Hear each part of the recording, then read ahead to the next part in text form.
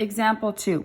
Given the graph of f of x equals x squared, so that's a parabola, describe the transformations in order that must be applied to sketch g of x, given this equation, and then write the corresponding equation and sketch the graph. Now, these questions can be done all separately. I've just covered them all in one question, so we don't necessarily have to describe it in words to sketch it, and we don't necessarily have to write the equation to describe it, all that kind of thing.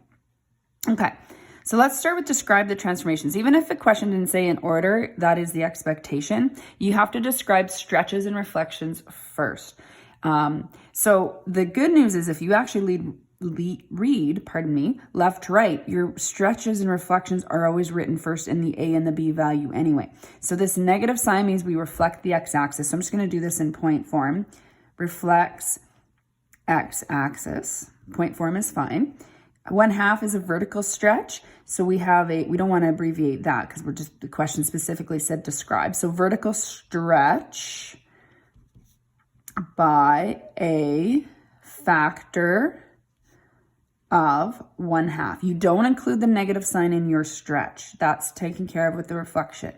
Now this 2 is a horizontal stretch. So we have a horizontal stretch by a factor of 1/2, because remember that for horizontal stretch, it's the 1 over the B value. Now we've got -4 because this is a horizontal shift. This means right 4 and up 1. We can do that. As long as this is listed last, you're fine. So this is going to be shift right 4 and up 1.